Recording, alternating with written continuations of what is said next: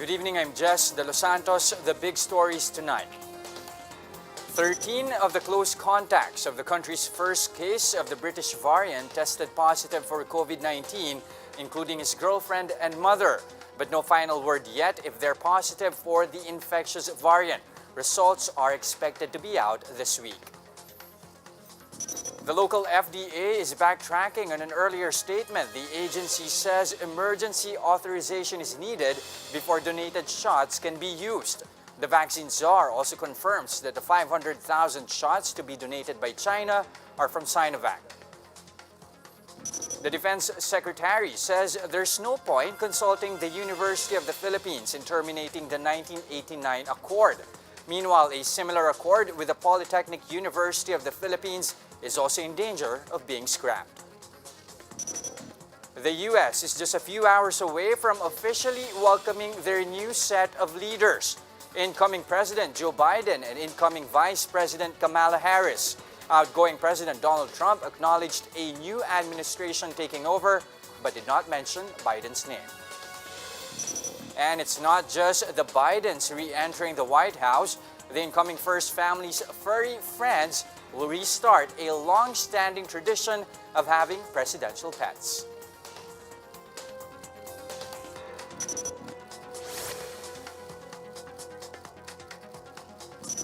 We begin tonight with the close contacts of our first British variant case, also testing positive for COVID-19.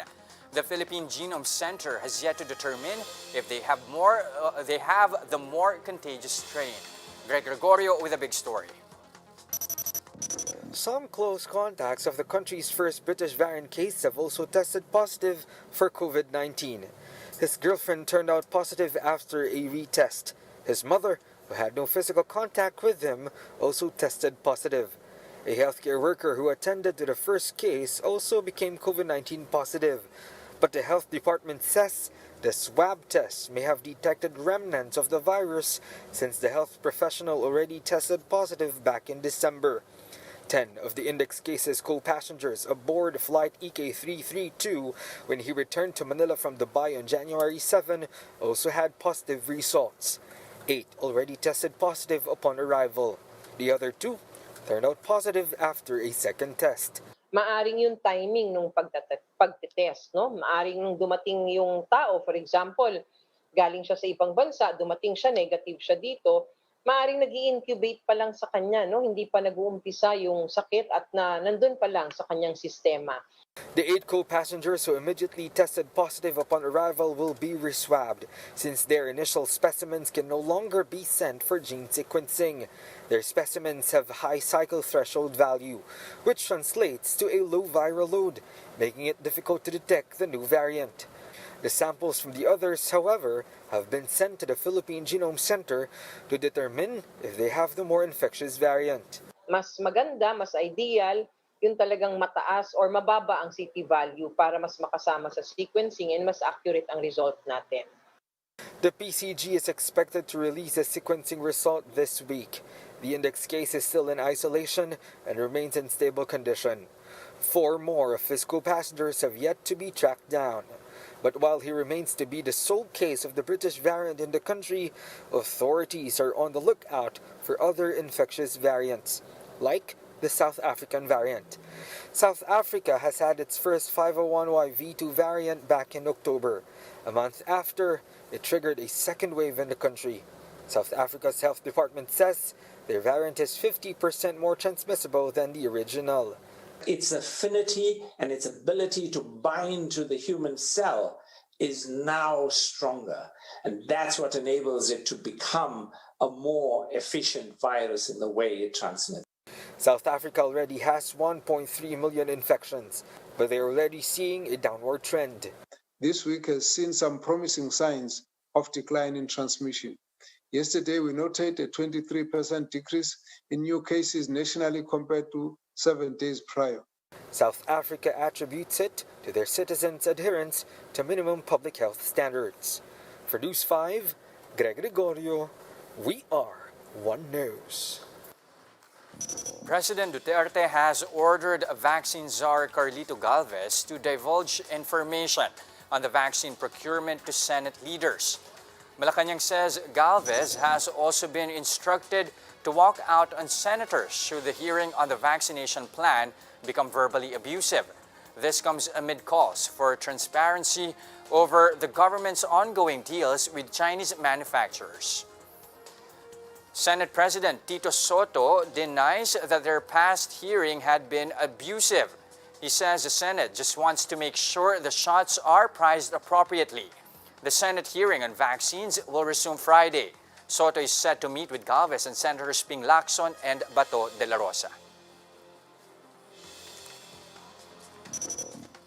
Vaccine czar Carlito Galvez says talks are still ongoing for the multilateral deal with Moderna. The palace has earlier confirmed that the Philippines will get 20 million doses of Moderna shots. Recall that Galvez earlier said that the negotiations are finished and that the term sheet agreement is expected to be signed soon. It is really some sort of honorable agreement with trust and confidence that we will not reveal any prices because they are also negotiating with other countries. And necessary divulging of that information will compromise both negotiating terms. The country's envoy to the U.S., Ambassador Babe Romualdez, already received his first dose of Moderna's shot. He says it's part of Washington, D.C.'s vaccination program for those expected to attend U.S. President-elect Joe Biden's inauguration. The pharmaceutical has already received a report that people in San Diego, California showed possible allergic reactions to their shots. They are now coordinating with U.S. health regulators to investigate the matter. Galvez has also confirmed that the 500,000 doses to be donated by China are from Sinovac. Lawmakers earlier slammed the Food and Drug Administration for saying that donated vaccines no longer need emergency use authorization. But in its clarification, the FDA says an EUA is needed after all and that donations don't get a free pass. Is the national government ready for the nationwide rollout of vaccines? Jenny Dongon with this report. With only a month before the scheduled arrival of the first batch of COVID-19 vaccines in the country, Health Secretary Francisco Duque and vaccine czar Carlito Galvez inspected cold storage facilities of some pharmaceutical companies. Duque says of the more than 20 pharmaceutical firms with cold storage facility, 4 are highly qualified. They meet the World Health Organization's requirements on cold storage capacity and distribution strength. Ang ideal scenario, end-to-end supply chain system adequacy and readiness. Hindi pwede yung process A to C kanya, tapos D to F, E sa subcontract niya sa iba. Ay mahirapan po tayo. According to Galvez, the vaccines will have to be transported to designated inoculation sites within 5 days upon their arrival. He confirms that Unilab can accommodate 5 million doses with a temperature of 2 to 8 degrees Celsius. They also visited the facilities of the Research Institute for Tropical Medicine in Muntinlupa and Zulig Pharma in Parañaque City. Galvez says Zulig Pharma's storage can handle temperature needs of 15 to 25 degrees Celsius, 2 to 8 degrees Celsius, negative 25 to negative 15 degrees Celsius, and negative 80 to negative 70 degrees Celsius. According to Duque, based on the temperature capabilities of their cold storage facilities, Unilab and Zulig Pharma can store shots from Novavax, AstraZeneca, Johnson & Johnson, Sinovac, and Gamaleya. RITM can store Pfizer and Moderna vaccines.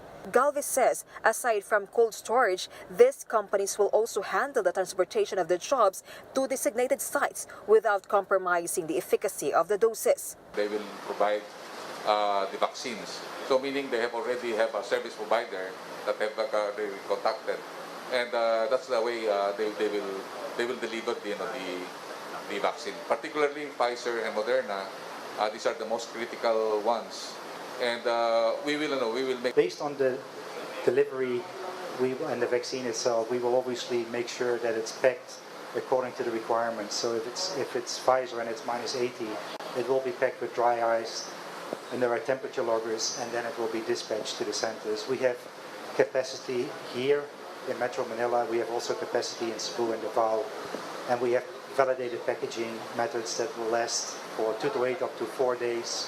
and for -20 and -80 for 24 hours. Galvez adds that by the end of January or the first week of February, the national government, the LGUs, and the pharmaceutical companies will be conducting a simulation on the proper handling of the vaccines from the point of origin to vaccination site. For News 5, Jenny Dongon, We Are One News. We'll go for a quick break. When the big story returns, the Defense Department is open to having a dialogue with the University of the Philippines after the 1989 accord was scrapped, but it comes with a condition. And the DND's accord with the Polytechnic University of the Philippines might also be terminated following a lawmaker's call. The details later.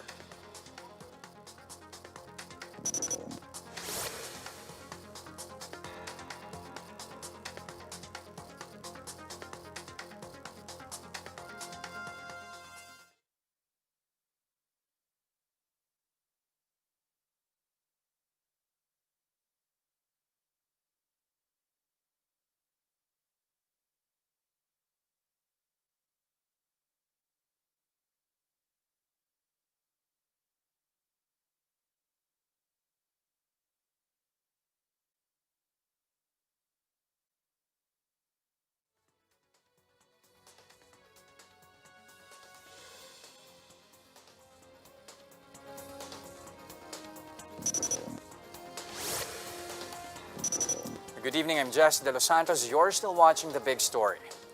Students and faculty of the Polytechnic University of the Philippines in Manila are now bracing for the possible scrapping of their own accord with the Defense Department. But what's the likelihood that it too will be terminated? Marian Enriquez tells us. It's not just the University of the Philippines. The National Defense Department's accord with the Polytechnic University of the Philippines runs the risk of being terminated, at least according to Secretary Delphine Lorenzana. PUP having an agreement with the DND, but I haven't seen a copy. And former Secretary, Minister pala siya, Minister Enrile, denies that he ever signed that. But if they can present to me a copy, I will abrogate it also. The DND's deal with PUP, just like with UP, prohibits law enforcers to freely enter and conduct operations inside campuses without prior notice. It was Duterte Youth Party List Representative Duciel Cardema who urged the Defense Department to terminate the PUP-DND accord. She noted the so-called special treatment given to these state universities. She said other SUCs do not have such agreements but still remain peaceful. Members of the PUP community trooped to their Manila campus to oppose the move. Students and teachers want academic freedom to be maintained. Ayaw ni Duterte ng mga matatalinong bata, ayaw ni Duterte ng mga matatalinong estudyante dahil makikita ng mga matatalinong estudyante kung gaano siya kabulok. Kung ako po, ang tatanungin kung ako po ay nagre-recruit na NPA, hindi po. Kami po ay professor, kami po ay nagtuturo sa mga estudyante ng critical thinking. PUP Student Region personally submitted to the office of Representative Cardema their position against the impending termination of the accord. They said the Duterte Youth Party List is the one enjoying special treatment and not SUCs. The party list had been questioned in the past, with its supposed Representative Ronald Cardema being past the required age in representing a youth group. His wife, Duciel, was then proclaimed as the party list representative instead. For News 5, Marian Enriquez, We Are One News. And these are the other big stories tonight. Five-star Shangri-La Hotel in Makati will temporarily cease operations starting in February due to piling pandemic losses. Shangri-La will also lay off workers but did not specify how many. The Tourism Department expresses sadness on the hotel's extremely difficult situation. The DOT says it will continue to spearhead the acceleration of the tourism industry's recovery. And instead of holding the 2022 polls for 2 to 3 days due to the pandemic, the Commission on Elections is open to a one-day poll but under extended hours. Spokesman James Jimenez cites other countries which hold 12-hour elections. COMELEC also considers including senior citizens and persons with disabilities among those who can vote in advance. They're also considering online voting. And the Justice Department charges Peter Jomel Advincula, the man claiming to be Bicoy, with perjury. The DOJ found probable cause that Advincula made false accusations under oath. He claimed that Free Legal Assistance Group members plotted to unseat President Rodrigo Duterte via the Ang Totoong Narcolist videos. The court set bail at 18,000 pesos. Flag demands 5 million pesos in actual and moral damages. Now time for the big stories in sports. A look at the game with Paulo Del Rosario.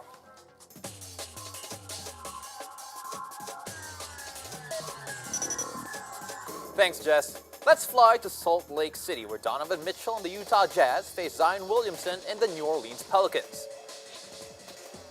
Zion Williamson had a dominant performance, once again, scoring 32 points and grabbing 5 rebounds for the New Orleans Pelicans.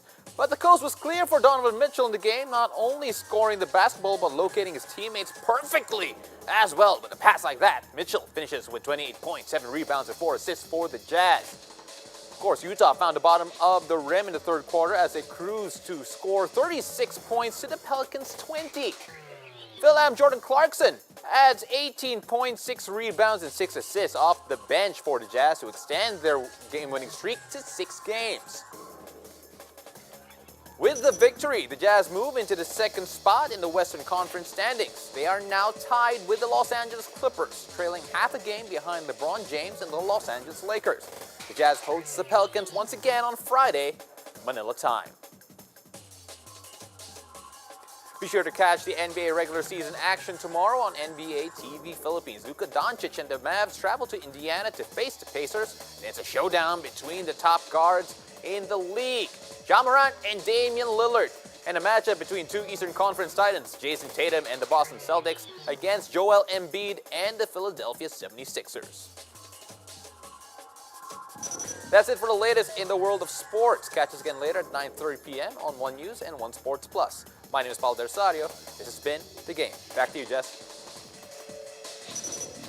Thanks, Paulo. Now we'll go for a quick break when the big story returns. The U.S. enters a new era. President-elect Joe Biden and Vice President-elect Kamala Harris officially take their oath in a few hours. And after 4 years of not having 4-legged creatures around, the White House will once again open its doors to some furry friends. The details next.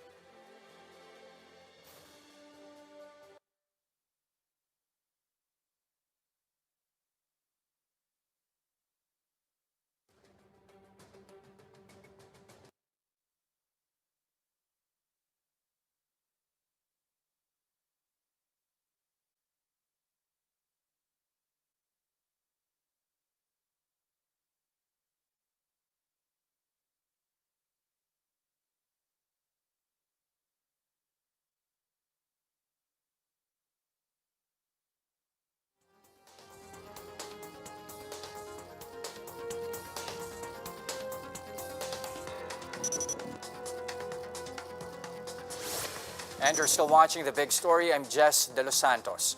The Defense Department says they are open to having a dialogue with the University of the Philippines after the 1989 accord was scrapped, but under one condition. Let's find out what that is in this report by Patricia Mangune. Days after it was made known that the Defense Department abrogated the 1989 accord with the University of the Philippines, armed forces personnel were seen on UP Diliman grounds. They said this was for an urban farming project for the community of Barangay UP Campus. The project began in July with UP's approval. Ito ay pagpapatunay na ang armed forces ay hindi kalaban. Na ang armed forces pag pumapasok sa mga kampo sa mga eskwelahan, halimbawa, ito na nga particular ang UP. Ngayong araw na ito nangyayari, ay hindi ibig sabihin nun ay militarisasyon, kung hindi kooperasyon. But some students and residents can't help but be scared.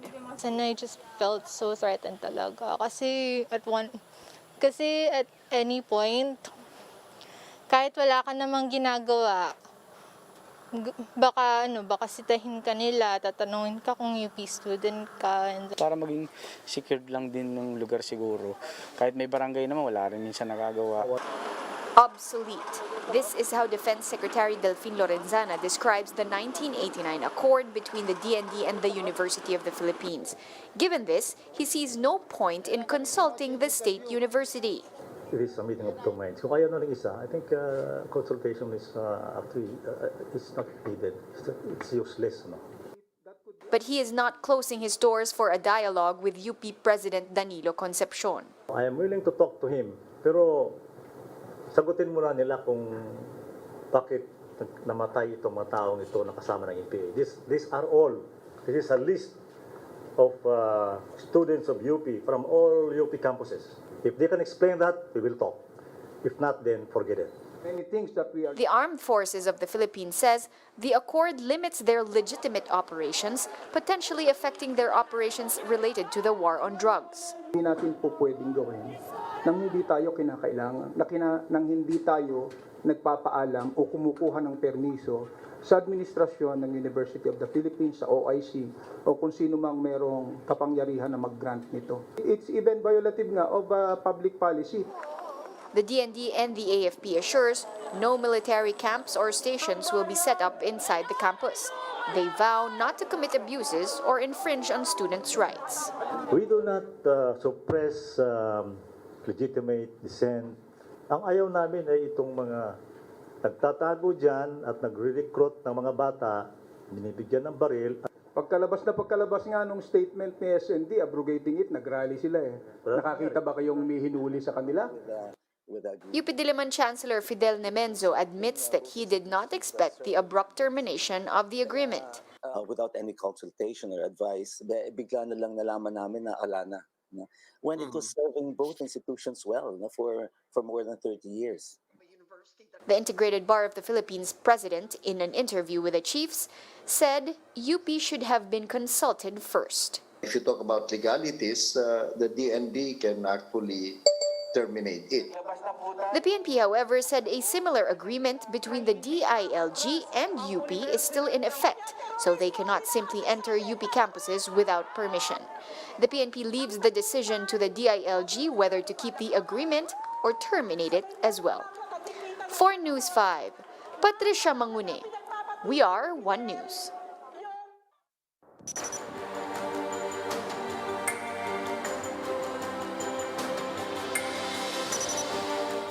United States President Donald Trump stepped up his campaign against China in his administration's final days. As Joe Biden takes over, will he preserve his predecessor's strategies? Will he relax them or rethink US-China relations entirely? Bloomberg explains. Let's watch this. The trade war, delisting Chinese companies and banning transactions with mainland-connected apps. Just some of the policies Joe Biden must decide whether to overturn as he takes office. Among his decision-making team, incoming Secretary of State Tony Blinken. He's already indicated the pressure on China will continue, at least over its crackdown on democracy in Hong Kong. Commerce Secretary pick Gina Raimondo is another. Mainland mouthpiece Global Times notes her moderate stance on Beijing in the past. And there's Trade Rep nominee Catherine Tai, a fluent Mandarin speaker who wants to confront China over its trade practices. Joe Biden is said to want unity among Western powers, amid concerns Beijing could divide them instead by offering preferential market access. but he could have a tough time convincing traditional allies. The EU is the latest to reach its own investment deal with China. For its part, Beijing says the plan is to ease tensions. Foreign Minister Wang Yi is calling for dialogue to restart, and high-ranking diplomat Yong Jie will reportedly be sent to Washington to explore areas for cooperation. If US restrictions are not repealed, though, Beijing is ready.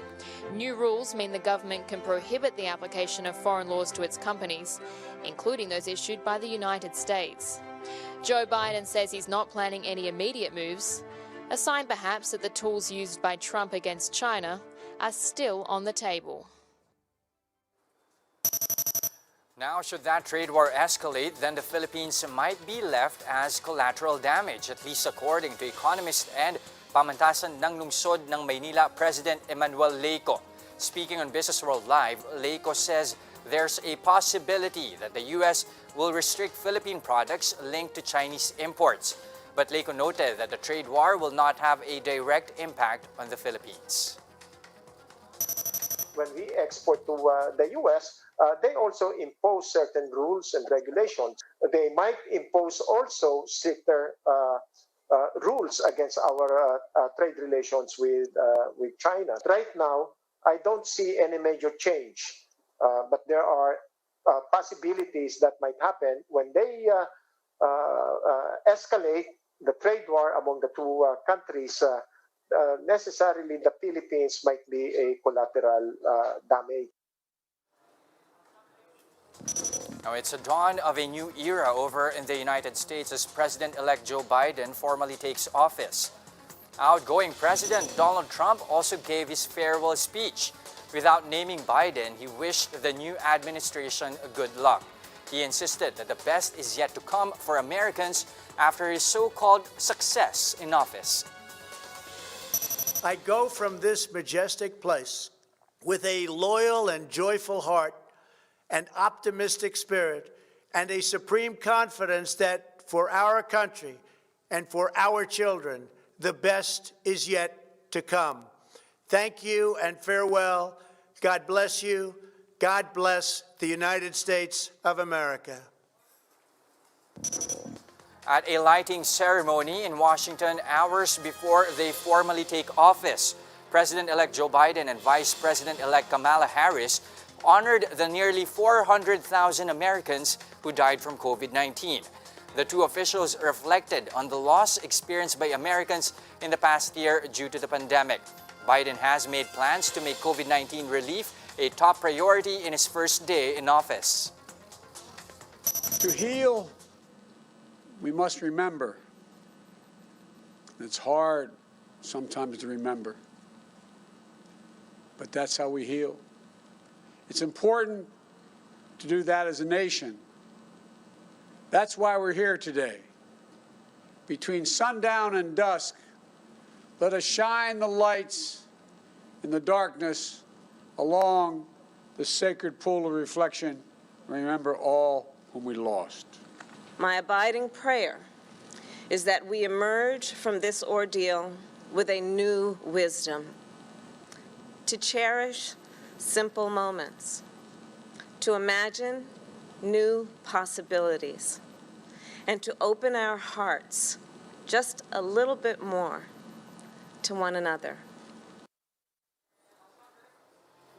Catch One News' special coverage of the Biden-Harris inauguration that airs 12 midnight tonight on Signal Channels 8 and 250. Now, not only is the White House welcoming the Bidens, it's also opening its doors once again to a long-standing tradition, the entry of the president's four-legged furry friends. Now, meet Major and Champ. Major is a German Shepherd adopted by the incoming first family back in November 2018. From being a shelter pup to being the first dog, the Delaware Humane Association, which used to foster the dog, says Major is barking proof that every dog can live the American dream.